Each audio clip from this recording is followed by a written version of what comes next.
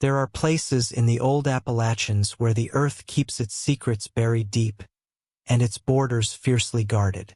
These are the places where the creeks run red, not with the memory of war, but with the stain of something ancient, something that watches. Tonight we travel to Black Creek, West Virginia, and peer beyond Crimson Hollow. The air in Black Creek smelled perpetually of damp pine needles and the distant, low thrum of the coal train that hadn't run in 20 years. It was a town built on hard work and quiet desperation, a cluster of worn timber homes huddled against the vast, unforgiving green shoulder of the mountain. For the folks here, the mountain was both the provider and the sentinel, guarding things they knew not to disturb. The most forbidden place of all was known simply as the Hollow. In the back of the town's only general store, the Black Creek Trading Post, 24-year-old Clara was meticulously dusting cans of pickled goods. She was the anchor of the family, her face etched with the pragmatic worry of keeping a dying business alive. Her younger brother, Ethan, 22, was downstairs in the damp, musty cellar that served as his personal geology lab. Ethan was a man of modern science, his head full of satellite maps and seismic data, a world away from the superstitions that bound Black Creek. He saw the mountains as resources waiting to be tapped. Clara saw them as entities to be respected. A sudden, excited clatter from the cellar stairs announced Ethan's ascent, his movements frantic, his usually measured excitement now boiling over. He held a brittle, hand-drawn map, more of a crude sketch, really, covered in cryptic symbols and faded ink, its paper the color of dried tobacco. Clara, look at this. Grandfather's papers. I found them tucked inside the old barometer. This isn't about coal or iron, Clara. The specific gravity readings, the symbols, they point to a mineral deposit. Rare earth. Something massive. His eyes were alight with a terrifying, almost manic hope, the kind that burns brightest right before disaster. Clara set down her dust rag, her expression hardening not with skepticism, but with dread. That's not a map, Ethan, that's a warning. And I know exactly where that cross is marked. It's right in the center of the hollow. She pointed to a section where the ink was unnaturally rust-stained, centered around the meandering line of a river. The creek runs red there, brother. Crimson red. We don't go there. You know the stories. The local stories surrounding Crimson Hollow were old, vague, and universally chilling. Children were told the crimson color wasn't rust, but the stain of a promise kept long ago. Folks spoke of a perpetual silence that swallowed sound, and of travelers who went in to prospect or log, only to return pale, empty-eyed, and eventually whispering their final, fearful breaths. No one had successfully mined or logged the inner valley since the 1930s. Superstitions, Clara. All of it. Ethan scoffed, sweeping his hand dismissively through the air, but his eyes darted toward the cellar door, as if expecting a ghostly rebuke. I studied the core samples from that area 10 years ago. It's iron oxide, geological, perfectly natural. This town is dying, Clara. The trading post is hemorrhaging money. This could be the one discovery that saves us. Think of it. College tuition paid, the store expanded, finally escaping this endless loop of poverty. He pleaded with her, not out of malice, but out of a desperate, understandable need for a better life. Clara finally sighed, her heart heavy with resignation. She knew that look in his eyes. He was already gone. If you must go, you take Silas. Silas Thorne was a local hunter, known for his ability to track a deer blindfolded and his absolute refusal to venture more than a half-mile past the ridge known as the Sentinel's Elbow. If Silas won't go, you don't go.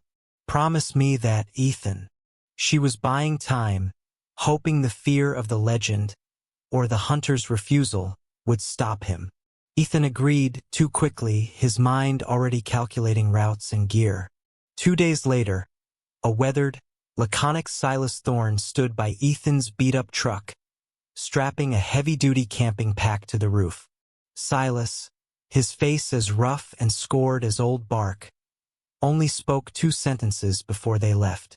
"I'll go to the boundary, Ethan." Not one step past the crimson.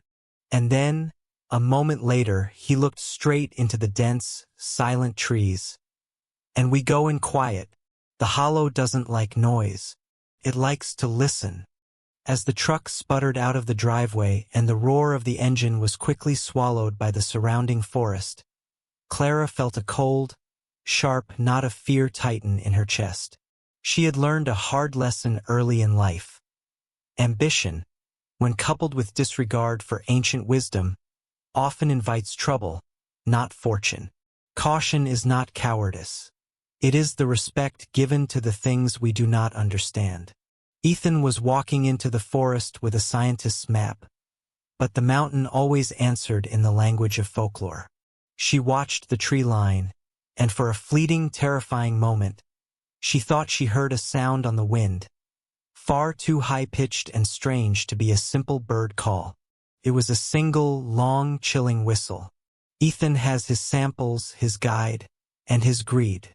But as the old folks know, sometimes the price of a treasure isn't paid in money, but in silence. What did Silas truly mean when he said the hollow likes to listen? And what will they find when the rust-colored creek finally comes into view?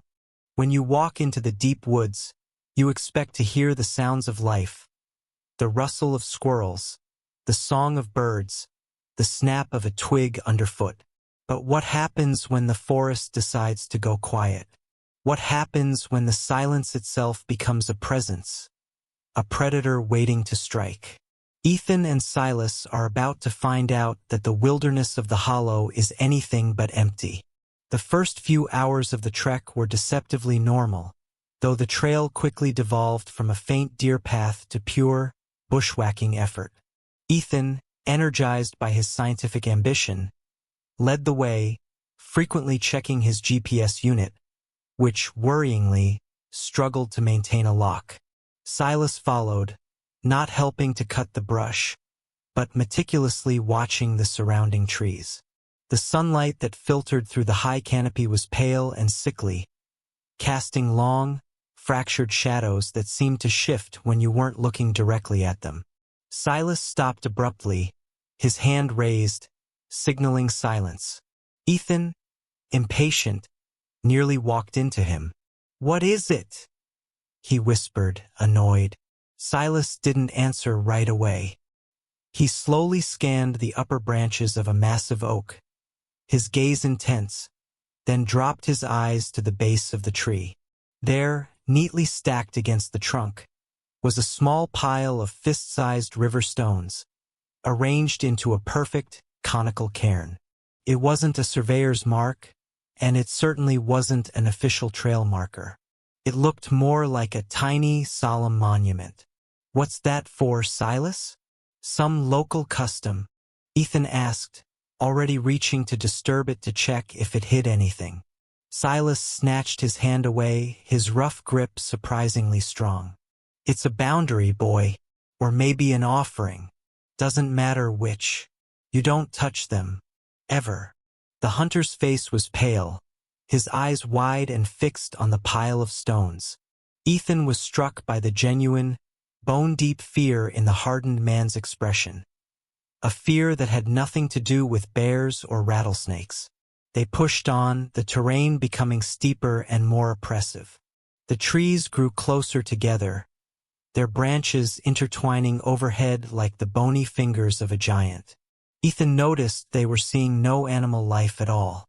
No birdsong, no insect hum, not even the annoying buzz of a fly. It was an unnatural, deadening silence that felt heavy, almost pressurized, against the eardrums.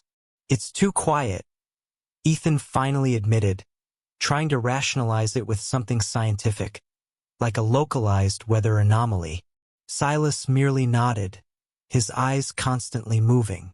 "That's the stair," he muttered, his voice barely audible. "The stair in the trees. It doesn't roar, doesn't chase. It just watches, and it listens to the quiet it makes. Everything knows when it's nearby, and everything that can flee does." He then pointed ahead. Resting on a high, moss-covered log was another cairn, identical to the first. They were positioned just far enough apart that once you passed one, you were already in sight of the next, leading them deeper into the woods like morbid breadcrumbs. The unnerving rhythm of the trek, pass a cairn, endure the silence, see the next cairn, was suddenly broken by a deep, resonant sound. Thump, thump, thump. It was the sound of something incredibly heavy and solid impacting wood, like a massive fist hitting a century-old trunk. The sound was rhythmic, yet irregular, and seemed to come from everywhere and nowhere at once. It was too low frequency for any natural animal they knew. Ethan fumbled for his small, emergency hunting knife. "What in God's name was that?" he whispered, his scientific certainty evaporating faster than mist in the sunlight. Silas grabbed his arm again, his breathing ragged. "It's testing the ground, boy, telling us it's aware. We move slow. We make no extra noise." He looked terrified, but his movements were precise and controlled, born of decades of survival instinct. Just as they were rounding a thicket of rhododendrons, they discovered a patch of ground that made Ethan's stomach clench.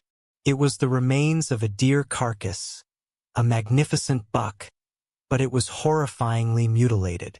The flesh had been stripped away in large, ragged sheets, and the bones cracked open, not clean like a wolf kill, but brutally shattered. Stranger still, the ground around the carcass was perfectly undisturbed. There were no drag marks, no blood trails leading away, and no clear predator paw prints. It looked as if the animal had simply dissolved where it stood. Silas made a low, guttural sound in his throat. "It hunts without moving, Ethan. Without tracks. It's the nature of this place. The cairns, the silence, the rhythmic knocking, the clean, trackless kill. It all pointed toward a presence that defied natural law, something ancient and territorial." Ethan, gripping his sample bag like a lifeline, realized his ambition was dragging them into a place far more dangerous than he had imagined. He had scoffed at the lore, but the evidence of the horror was now chillingly real. It is essential to respect the stories of the land, for they are often the warnings of the ancestors who paid the price for ignorance. They continued toward the valley, Ethan's steps now heavy with apprehension, Silas constantly looking over his shoulder. Up ahead, through the dense foliage, Ethan saw a faint, strange sheen of color, a deep, disturbing reddish-brown reflecting the pale sunlight. They were close. Silas took a deep, shuddering breath, the absolute limit of his courage reached. He pointed past a final, towering boulder toward the source of the color. "There it is, boy, the crimson spring. I stop here. I swear I won't take another step." As he said the words, high on the mountain ridge above the spring, Ethan thought he saw two quick, dull flashes of light, perfectly symmetrical, like eyes reflecting no light of their own, quickly vanishing into the gloom. The crimson stain of the creek is now in sight, and the terrible stillness of the hollow has reached its peak. Silas, the rugged mountaineer, has abandoned his charge, leaving Ethan alone with his greed and the uncanny watchers in the trees. What are those symmetrical lights on the ridge, and what forgotten, ancient law did the prospectors break to earn the hollow's silent wrath? Greed is a powerful compass, points you toward fortune, but it rarely warns you of the cost. For Ethan, the map's X marks the spot of immense wealth. For the hollow, the X marks the spot of a profound and angry silence. With his last tether to caution gone, Ethan steps past the boundary, not realizing he is stepping onto ancient, guarded ground. Silas was gone. He hadn't run. He had simply melted back into the dense undergrowth with the silent efficiency of a frightened ghost, leaving Ethan standing alone by the massive Sentinel's elbow boulder. Ethan felt a rush of adrenaline, a mix of contempt for the hunter's cowardice and a tremor of genuine fear. He pushed the fear down, replacing it with the burning image of a life free from poverty, fueled by the rare earth elements waiting just beyond the next rise. He advanced slowly, the trees here growing impossibly thick and tall, blocking out nearly all the sun. Then he saw it. The valley floor opened into a small, bowl-shaped clearing, dominated by the stream. The water was not the usual clear mountain runoff. It was a deep, unsettling, opaque crimson. It moved sluggishly, reflecting the pale sky like a vein of old, rusted blood flowing down the stones. The air here was noticeably colder, the scent of pine replaced by a metallic, coppery smell. Ethan quickly set up his field equipment, trying to work against the rising tide of panic. He deployed a core sampler and began aggressively extracting cylindrical plugs of the wet, rust-colored soil near the creek bed. Each sample confirmed his hypothesis. The concentration of rare earth elements vital for modern technology was enormous. He was rich. He took a moment, letting the magnitude of the discovery wash over him, a triumphant, self-satisfied smile stretching his lips. But the moment of triumph was violently interrupted. A sudden, whipping gust of wind screamed down the valley, though the trees right next to him remained eerily motionless. The temperature dropped instantly, so low that his breath plumed in the air. Ethan instinctively looked up, not toward the sky, but toward the ridge above. There, carved into the trunk of an ancient, gnarled birch, was a wooden idol. It was rough-hewn, almost amateurish, but undeniably malevolent. A stick-like figure with two unsettling, sightless holes for eyes, smeared with what looked like dried, dark mud. He recognized the symbol immediately. It matched one of the strange glyphs on his grandfather's map, which he had dismissed as artistic flourish.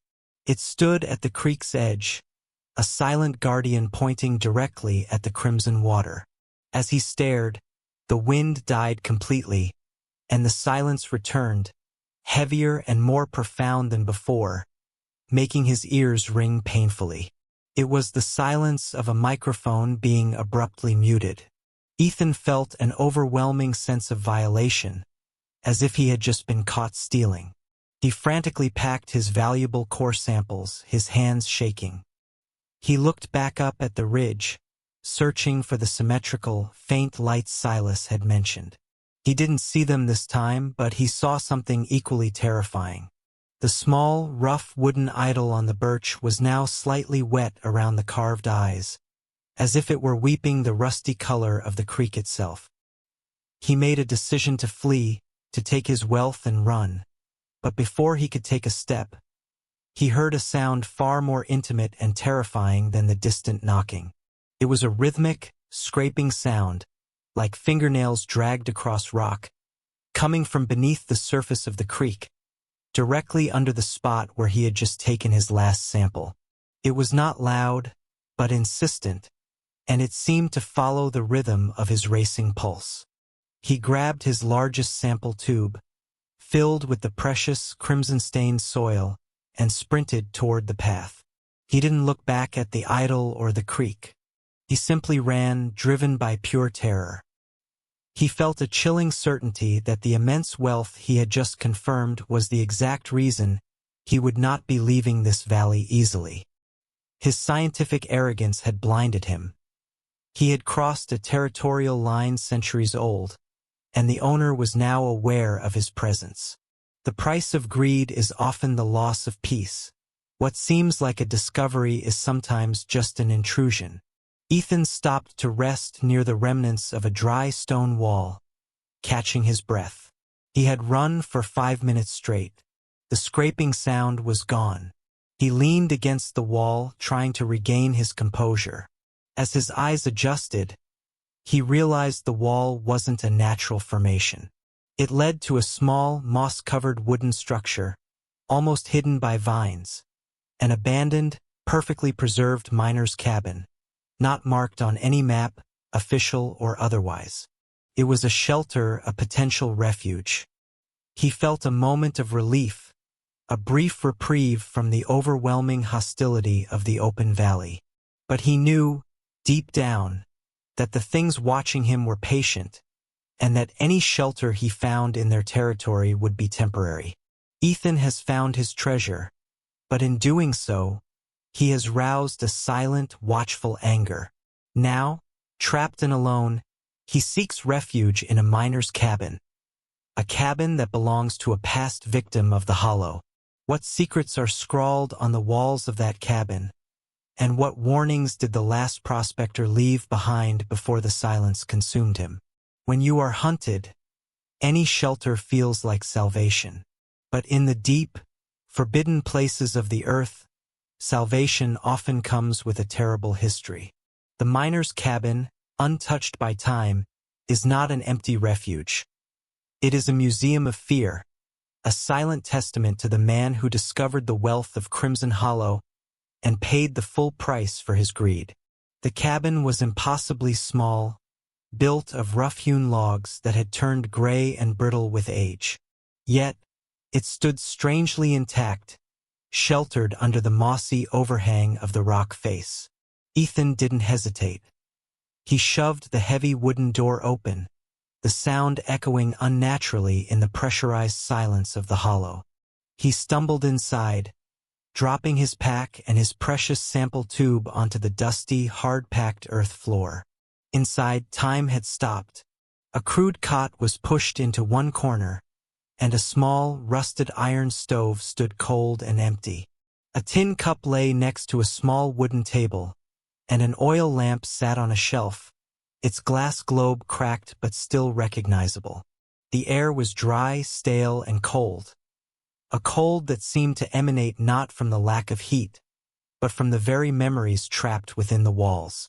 Ethan lit a small fire in the stove with dry kindling from his pack, the sudden, flickering light a comforting defiance against the deep gloom outside. His heart slowly began to settle, replaced by a morbid curiosity.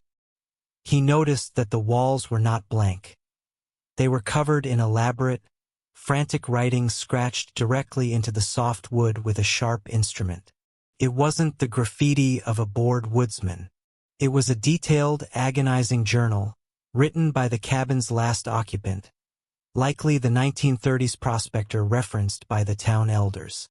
The last entries were chillingly preserved. One entry, dated October 12, 1934, read, "The sound is gone. All sound.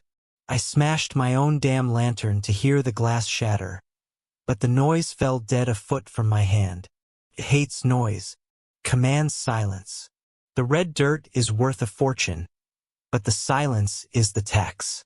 Another, scribbled in a shaky hand nearby, "The whistling man is not a man. It's the opposite of a man. The whistle isn't a lure, it's a distraction. When you hear the whistle, the real thing is already standing still, watching you in the periphery." Ethan felt a chill far deeper than the mountain cold. The whistling man, the silencing of sound, the persistent feeling of being watched. It all matched the terrifying experiences he and Silas had just endured. His grandfather's map and symbols were not a guide to riches. They were part of a larger, horrific record. He searched the cabin desperately, recognizing the prospector's frantic need to communicate. Beneath a loose floorboard near the cot, he found a small, wax-sealed leather pouch. Inside was a piece of parchment, an appendix to the wall journal. It was the coded warning that matched the complexity of his grandfather's map. It wasn't about mining routes. It was a desperate guide on how to survive, explaining that the entity known as the Hollow Stalker was territorial, not predatory, and its greatest defense was the psychological terror of silence and isolation. The code mentioned specific patterns in the cairns they had seen, linking them to a boundary system. Just as Ethan finished reading the last frantic line, "Do not dig deeper. Do not take the iron's breath. It is a debt that must be settled with quiet respect." The fire in the small stove suddenly dimmed, shrinking into weak orange embers, though no air had been disturbed. The light died, plunging the cabin into near-total darkness. Then came the sound. Not the distant knocking or the chilling whistle. This was immediate and personal. Thump, thump, thump. Slow, impossibly heavy footfalls began to circle the cabin. They were not running, not angry. They were simply walking, methodically, outside the thin wooden walls. Ethan froze, gripping the brittle parchment in his hand. The weight of the steps vibrated through the floor and into his bones. The steps stopped, right outside the cabin door. Silence. Total, absolute, suffocating silence. Ethan slowly raised his eyes to the small, dusty window covered by a thin sheet of leather. He heard a subtle, wet sniffing sound, right on the other side of the door. He held his breath, every muscle tense, waiting for a splintering crash. But the crash never came. The sound of the heavy, deliberate steps simply started again, moving slowly away from the cabin, then circling back once more, testing the boundary of his refuge, but never crossing it. He realized with absolute horror that the creature wasn't trying to break in. It was just letting him know that he was trapped. The greatest lesson in the face of fear is realizing that history repeats itself when warnings are ignored. Caution is the price of life. Ethan is now trapped in a prison of wood and fear, learning the hard truth that his scientific ambition was merely a repeat of another man's fatal mistake. But as the hollow stalker walks its patient, heavy rounds outside, who is back in Black Creek worrying for the geologist? And what new danger will she invite by trying to bring him home? The forests of Appalachia are a labyrinth of shadowed ridges, and when someone you love walks in, the mountains don't just conceal them, they claim them. Back in Black Creek, the silence that has fallen over Crimson Hollow is deafening to the one person who truly loves Ethan, forcing her to confront the very superstitions she begged him to respect. 2 days had passed since Ethan's truck vanished beyond the town line, and the uneasy feeling in Clara's chest had curdled into sharp, paralyzing panic. Ethan was meticulous. He always checked in. His absence now was a screaming confirmation that the Hollow had done exactly what the legends claimed it would. The trading post, usually a beacon of flickering light and familiar smells, felt like a hollow shell under the oppressive, starless mountain night. Her anxiety was compounded when Silas Thorne reappeared. He materialized silently at her back door, looking less like a hardened hunter and more like a man who had stared directly into the sun until it burned his soul blind. His clothes were torn, his face was scratched, and his eyes were wide, bloodshot circles of terror. He pushed a crumpled roll of dollar bills across the counter, the full amount Ethan had paid him, refusing to keep a cent. Ethan, he went past the boundary. He saw the red, and he wanted it too much. Silas rasped, his voice a dry, unused thing. I saw the lights. On the ridge. They weren't a reflection, Clara. They were looking for something to reflect. And I left him. I left him to the stare. He didn't ask for forgiveness. He offered only the raw, miserable fact of his failure. Before Clara could press him for details, before she could even grasp his arm, Silas simply turned, walked out the door, and disappeared into the night. By morning, he was gone from Black Creek entirely, having shed the town like a dangerous memory. Realizing the law enforcement would only mock the tale of a hollow stalker and lights on the ridge, Clara turned to the one person in town who held the keys to the oldest, darkest histories, Ms. Ellie. Miss Ellie ran the small, dilapidated library, a woman whose face held the texture of old parchment and whose memory stretched back further than the town's founding. Clara found her among stacks of moldering local histories and forgotten poetry. Clara recounted the map, the Crimson Creek, the missing check-in, and Silas's terrified exit. Miss Ellie listened, her gaze steady and ancient. When Clara mentioned the crimson color, Miss Ellie finally spoke, her voice low and soft as rustling silk. The creek's color. It's not rust, child. It's tannin, yes, but mixed with the blood of an old, broken promise. Many centuries ago, there was a pact made with the thing that walks that valley, the silent keeper. The people of the mountains promised to leave the rarest stones, the earth's vitals, untouched, in exchange for safety and silence. The silent keeper promised to ask for nothing more. Miss Ellie leaned closer, lowering her voice to an almost unbearable whisper. But in the 1930s, the first prospectors, blind with greed, broke the pact. They took the earth's breath, the elements that make our modern world loud. And when the pact was broken, the keeper didn't rage. He simply swallowed the sound around it. The crimson you see is the earth's sorrow, a sign that the territory is active and hungry for a balance to be restored. How do I get him back? Clara asked, tears finally blurring her vision. Miss Ellie didn't give her a magical charm or a map. She gave her a name, the creature's true name in the oldest tongue, a series of clicks and soft consonants. The stalker, it hunts by the silence it creates. Its weakness is the one thing it cannot make, a sound born of truth and selflessness. If you must go, you do not go armed with iron or fire. You go armed with your love, and you do not scream. You must offer it the one thing it truly hates to hear. Clara left the library, her resolve steel-hard. She packed a small bag, water, a flashlight, a compass, and a single, handwritten photograph of her and Ethan's children, smiling beside the general store sign. She knew the journey was insane, but she could not live with the alternative. Her brother had walked into the mouth of a terrifying, age-old legend, and she was the only one brave enough or foolish enough to follow. Courage is not the absence of fear, but the decision to act despite it, especially when the moral cost of an action is too high. She took a deep breath, facing the dark mountain, knowing she was walking into a place where the rules of science and safety were completely irrelevant. Clara has her destination, a compass, and a terrible piece of advice. She knows where Ethan is, and she knows the nature of the entity that holds him, the silent keeper that abhors the sounds of human greed and terror. But the path to the hollow is lined with the silent keeper's morbid warnings.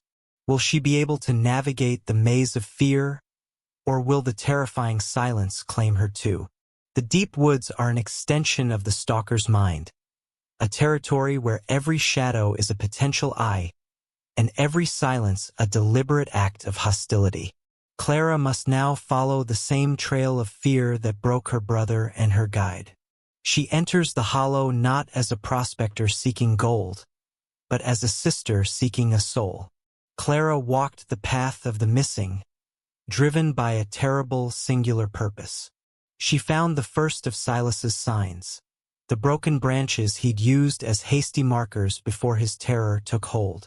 The ascent was steep, brutalizing her body, but the cold dread she felt was far more taxing than the physical effort. She kept her eyes on the ground, searching for the telltale cairns Silas had described, the silent monuments marking the territory. She passed the first cairn and felt the shift in the atmosphere, the sudden, dramatic drop in the natural sounds of the forest. The bird calls stopped instantly, and the gentle rustle of leaves was replaced by a taut, ringing silence. It was the moment she truly understood Silas's terror. This wasn't just quiet. It was the sound of everything holding its breath, waiting. She forced herself to breathe slowly, remembering Ms. Ellie's warning. Do not scream. Following the faint trail, she eventually reached the sentinel's elbow and found the spot where Silas had abandoned Ethan. Her brother's boot prints led clearly toward the valley floor, toward the crimson stain of the creek. She continued, walking a path where the pressure of being watched became so intense it felt physical, like a hand resting heavy on her back. Finally, she saw the moss-covered rock face and the small, dark entrance to the abandoned miner's cabin. Relief washed over her. He had found shelter. She rushed forward, finding Ethan's sturdy, modern backpack resting against the outer wall, but the door was slightly ajar. She pushed it open and found his geology equipment scattered, the fire long dead in the iron stove, and Ethan himself gone. Clara frantically searched the tiny cabin, finding the frantic wall journal entries and the brittle, coated parchment Ethan had discovered. She realized her brother had understood the danger, but his last, greedy impulse must have led him back to the creek. The horrifying realization hit her. The cabin wasn't a refuge. It was the last known location of a doomed man. She stepped outside, her senses on high alert. The atmosphere around the cabin was almost peaceful now, the stalker's surveillance having moved on. But as she scanned the perimeter, her eyes caught something deeply unsettling. Near the creek side of the cabin, she found a patch of ground about 10 feet square, where the thick leaf litter was unnaturally and perfectly pressed down. It wasn't kicked up or scuffed like human footprints. It was compressed, as if something of immense size and weight had stood there for a very long time, completely motionless, merely waiting for Ethan to leave. A feeling of utter, cold dread forced her to look up. Ms. Ellie's description of the silent keeper, the hollow stalker, replayed in her mind. Not a physical shape, but an entity defined by its lack of sound, its sheer, terrifying presence. High on the adjacent ridge, where the trees gave way to a brief, jagged cliff line, she saw it. Not clearly, but as an absence of light.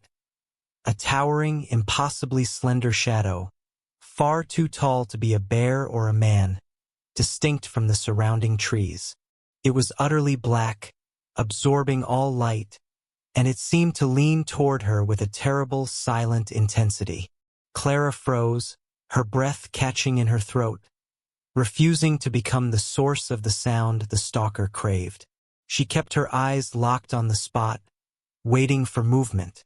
The shadow didn't walk, run, or gesture. It simply dissolved as the pale sunlight shifted, becoming indistinguishable from the other dark shapes of the ancient forest. It was a vision of pure, patient threat. She knew then that Ethan wasn't lost. He was held. The sight of that unmoving shadow affirmed the truth of the lore. Facing the truth, no matter how terrifying, is the only way to formulate a true plan. Fear, when channeled, can become a weapon. She picked up Ethan's abandoned core sampler kit, realizing her scientific brother had left the tools of his greed behind. A small spark of hope that he had chosen survival over wealth. She retreated back inside the cabin, knowing night would fall soon. She had crossed the line. She was now trapped, just like the prospector of 1934, and the whistle would surely return with the dark. She had to find the second, secret-coded message before the stalker did. Clara is now sheltered, but the stalker knows she is there. The sun has set, and the dreaded whistle is the next note in the hollow's terrifying melody. What does the prospector's second, hidden message reveal about the creature's true nature? And how will Clara use her knowledge to survive the coming darkness? Night in the hollow is not just the absence of light. It is the absolute sovereignty of the silent keeper. The creature that patrols the ridge is slow, patient, and terrifyingly intelligent. It doesn't hunt by movement or sound. It hunts by the psychological warfare of isolation, and its deadly weapon is that chilling, off-key whistle. Clara sealed the cabin door as tightly as she could, using a heavy log as a brace, knowing it offered psychological comfort more than real protection. The small fire she started in the stove struggled to fight the pervasive, ancient cold that clung to the logs. She pulled the prospector's journal closer, illuminated by the nervous flicker of her flashlight, determined to find the second coded page she knew must exist, the one that held the key to the silent keeper's weakness. Recalling the prospector's frantic need to communicate, she focused on the loose floorboard where the first page had been found. She worked carefully, digging away the compacted dirt with her small knife. Her fingers scraped against a piece of smooth slate buried beneath. Under the slate, tucked into a perfectly dry, small crevice, was a second, smaller fragment of parchment. It was the prospector's final, desperate thought. The writing was even more erratic than the first. It detailed the creature's nature. The hollow stalker is a thing of the earth, not of the air. Cannot take the thing freely given. It uses the whistle to make us run, to make us scream, to make us take the earth's stones. It wants payment. Payment is silence, but the price of our life is truth. The coded symbols, when cross-referenced with the older map, revealed a terrifying pattern. The creature only claimed those who were digging or taking from the Crimson Spring while alone and focused on greed. As the implications of the note sank in, the silence outside was shattered. The sound began far off, echoing eerily between the ridges, the whistle Silas had described. It was a single, sustained, wavering note, like a human trying to imitate a mourning dove but failing miserably. Off-pitch, slightly wet, and profoundly unsettling. It seemed to circle the cabin, slowly drawing closer, a musical tether leading her toward the edge of madness. Clara clamped her hands over her ears, trying to think past the invasive sound. Ms. Ellie's words echoed in her mind. The whistle isn't a lure, it's a distraction. When you hear the whistle, the real thing is already standing still, watching you in the periphery. The whistle was the bait, forcing its victim to panic, to run, and to break the sacred silence by screaming. Then the whistling stopped. Abruptly, the silence that followed was suffocating, thick enough to taste. Clara's heart pounded violently against her ribs. She waited for the heavy footfalls, the ones that meant the stalker was outside the door. But instead, a different sound began. Tap, tap, tap. A light, dry, hollow rapping began directly on the roof of the small cabin, mimicking the desperate, frantic rhythm of her own heartbeat. It wasn't a large sound, but it was intimate, precise, and entirely focused on her fear. It was a mocking, psychological assault, a demonstration that the silent keeper knew exactly where she was and what her emotional state was.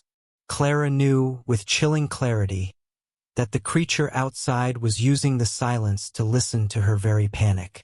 She forced herself to relax her muscles, to control the frantic rise and fall of her chest, forcing her heartbeat to slow.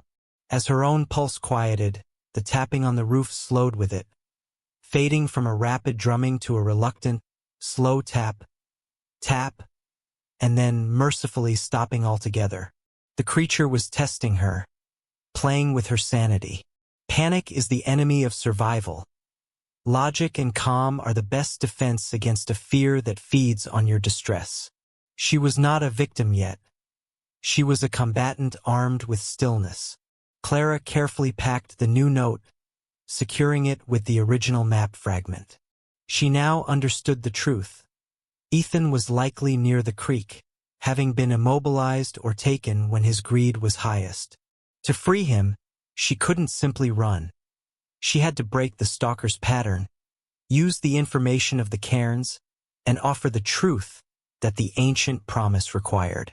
She knew her next move had to be toward the Crimson Spring, using the cairns as her guide to the broken boundary. Clara has survived the night and decoded the stalker's psychological attack. She understands the stakes. The creature is not mindless. It is an ancient, territorial force demanding balance. She must return to the Crimson Water, the place where Ethan's ambition peaked and his peril began. But what do the strange rock cairns really mean? And what terrible memory of Ethan is waiting for her at the largest one? The Silent Keeper's territory is mapped by fear, its boundaries marked by stones. Clara now holds the key to the prospector's warning. The cairns are not trail markers, but symbols of an ancient arrangement. To save her brother, she must not only understand this code, but confront the horror preserved within the stones themselves. Clara left the relative safety of the cabin at first light, no longer driven by panicked flight, but by cold, strategic resolve.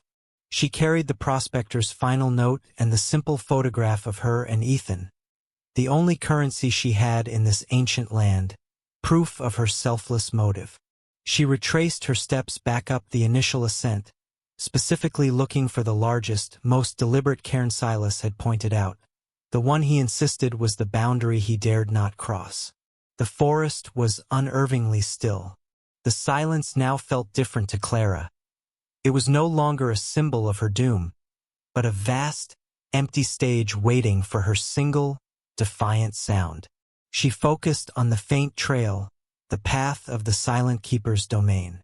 She found the cairn exactly where Silas had left it, a solemn 10-foot-high stack of gray, moss-covered river stones, positioned perfectly to watch the path down to the Crimson Spring. Recalling the coded message, she realized the cairns were not merely markers, but tributes, ancient attempts by the terrified settlers and prospectors to re-establish the broken pact, offering the stone back to the earth. She walked up to the towering pile, the largest and oldest-looking she had seen, and placed her hand on the uppermost stone. The rock was ice-cold, yet the moment her skin made contact, she felt a powerful, painful surge. Not physical, but a jolt of pure, overwhelming despair that seized her mind. A sudden, visceral vision exploded behind her eyes, intensely real and horrifyingly immediate. She was no longer Clara. She was an invisible witness standing by the Crimson Creek. She saw Ethan, his face contorted by frantic, sweaty effort, vigorously digging into the rust-colored mud with a metallic core sampler. He was laughing softly, a sound of pure, unbridled greed, oblivious to the silence around him. He struck something hard, a crystalline cluster of the rare earth minerals he sought. The vision intensified.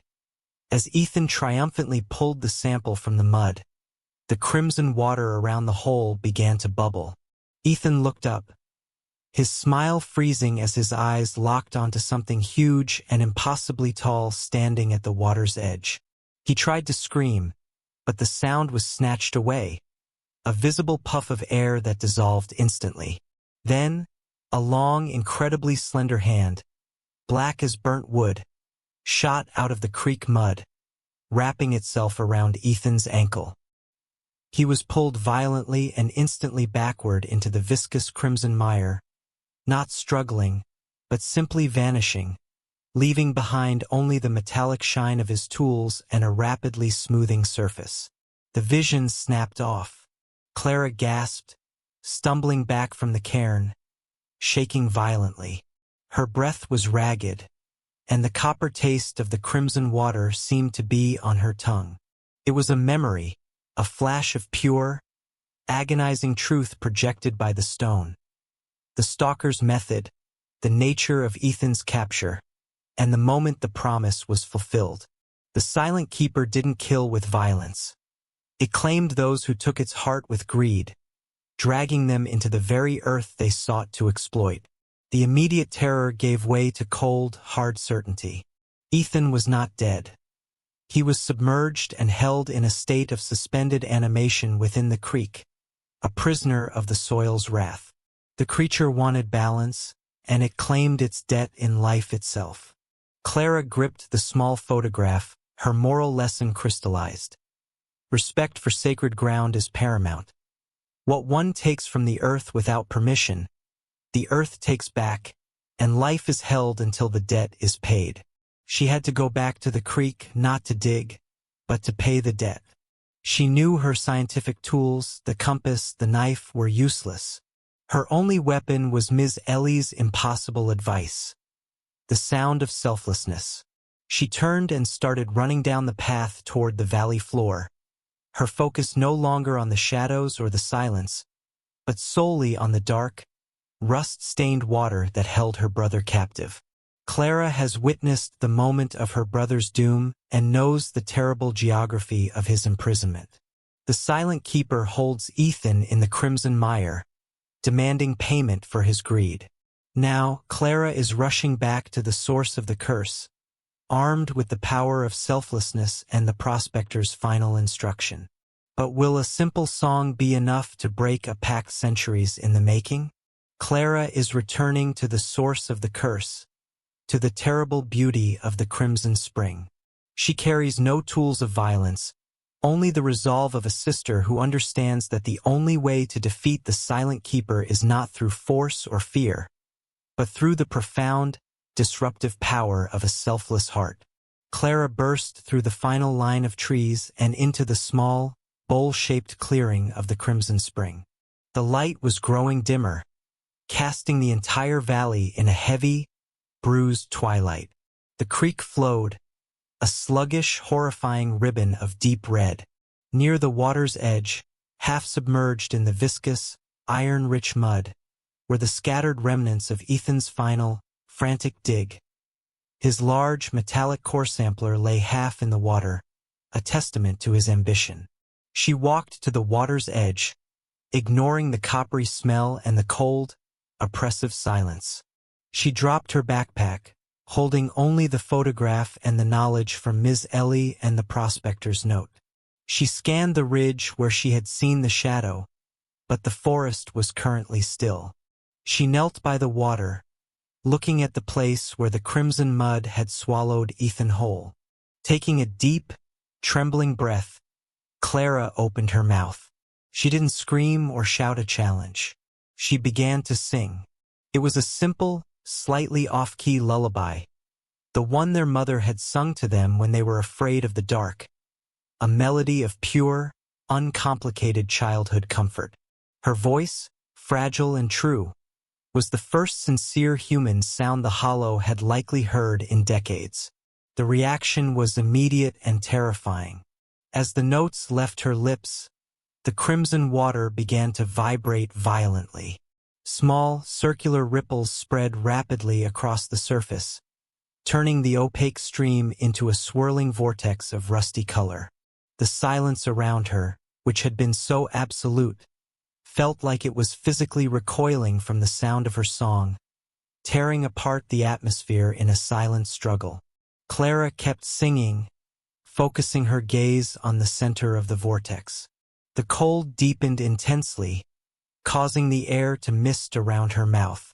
She felt the pressure of a massive, overwhelming presence. She didn't have to look up this time. She knew the hollow stalker was there. The towering, impossibly slender shadow reappeared at the edge of the trees, closer than ever before, looming over the clearing. It didn't move or attack. It just stood, completely motionless, utterly silent, and it listened. Her voice wavered, threatened by the intense dread. But she continued, pouring every ounce of her love and fearlessness into the simple tune. She was offering her heart's truth to break the pact of greed. The stalker remained stationary, defined by the sheer absence of sound it generated. Its silence was a great, empty cavern, and Clara's small, trembling song was the only thing piercing the void. The climax came as she finished the final verse of the lullaby, the melody dying away into the twilight. A low, unsettling rumble came from beneath the creek bed, the sound of earth itself groaning in protest. The crimson water swirled one last, furious time, and then, with a disgusting, sucking sound, Ethan erupted from the mud. He was violently ejected onto the bank, pale and shivering, completely coated in the thick, rust-colored mire, but unmistakably alive. The instant Ethan was free, the towering shadow began to recede. It did not flee in panic, but simply withdrew, melting silently back into the deepest shadows of the woods. Its lesson delivered, its territory respected, for now. Clara didn't wait. She scrambled to her brother, pulling his limp, mud-caked body away from the creek's edge and toward the relative safety of the main path, leaving the crimson water to settle back into its uneasy, stagnant flow. Love and selflessness can break the chains of fear and greed, proving that some debts are paid not with riches, but with a pure heart. Ethan is saved, pulled from the mire of the hollow, but the price of his release is not yet known. The silent keeper took no life, but a territorial entity always claims a toll. As Clara pulls her traumatized brother back toward the town that he desperately wanted to leave, what final, chilling cost did the hollow extract for its terrifying mercy? The hollow grants its mercy sparingly. Ethan was pulled from the crimson earth, but the silent keeper never relinquishes its territory or its dues entirely. Every intrusion, every moment of greed, requires a balance to be restored, a terrifying toll paid not in coin, but in a piece of the self. Clara half-carried, half-dragged Ethan out of the oppressive silence of the hollow and back toward the known paths. He was an alarming sight, pale, utterly unresponsive, and caked in the thick, rust-colored silt of the creek, which clung to him like a second skin. He had regained consciousness but seemed locked in a profound state of shock. Clara moved with a frantic, desperate energy, navigating the confusing twists of the trail, the fear of the silent keeper's towering shadow driving her forward. They made it back to Black Creek just as dawn broke. Clara took Ethan straight to the old doctor, who could find no physical injury, no broken bones, no fever, no sign of distress save for the deep mental trauma. After cleaning him of the crimson mud, Ethan was finally able to sit up, his eyes clear but distant. He was safe yet utterly and profoundly changed. When Clara tried to speak to him, to comfort him, he merely looked at her, then raised a trembling hand to his throat. He tried to tell her he was okay, tried to thank her for the song, but only a faint, dry, almost non-existent whisper escaped his lips. He tried again and again, pushing, forcing the air, but the resonant, enthusiastic voice Clara knew was gone, replaced by a permanent, paper-thin sigh. The doctor shook his head, baffled. It's not a physical injury to the vocal cords, Clara. It's almost psychogenic, like his mind simply decided the voice box would no longer function. But Clara knew the truth, a truth the doctor and the town could never understand. The silent keeper was a creature that hated human sound and greed. It had claimed the very instrument of Ethan's temptation. His eager voice, the sound that had announced his scientific plans and his greedy dreams. The hollow had taken his ability to make noise in exchange for his life. Ethan was silent, but he was wise. He never spoke of the mineral wealth again. When Clara went to retrieve his discarded backpack, the jars containing the precious, crimson-stained core samples were found, but they were completely empty. The mineral-rich soil had seemingly dissolved or vanished, leaving only clear, sterile glass. The hollow had reclaimed the wealth he sought, leaving him only the painful lesson. In the months that followed, Ethan learned to communicate through gestures and the weak, dry whisper he could manage. He and Clara chose to transform the failing Black Creek trading post into something new. The Hollow's Respite, a small, humble nature retreat focused on guided, silent walks and the respectful appreciation of the mountain's beauty. They sold no products taken from the earth, only crafts made by hand. Ethan found a quiet peace, having learned the harshest lesson a man could learn. Sometimes, the most valuable thing you bring back from the dark is not treasure, but the wisdom to respect the boundaries you crossed. the scar of the hollow remained. Ethan's permanent whisper was a daily reminder of the price of unchecked ambition. Clara, too, never forgot the feel of the stalker's presence. She often cautioned the hikers and quiet families who came to the respite, sharing the story not as a legend, but as a moral imperative. Respect the silence and never ever go beyond Crimson Hollow. Life returned to a quiet rhythm in Black Creek, the secrets of the mountain buried once more. But on a high mountain trail, on the ridge overlooking the crimson water, the towering cairn Silas had refused to touch remained. And one clear, cold morning, a small, dark, rust-stained stone, perfectly smooth and dry, was found resting precisely on the apex of the massive pile. A stone that neither Clara nor Ethan had placed. It was the silent keeper's final receipt, a subtle, chilling message that the debt was settled, the boundary was noted, and the watch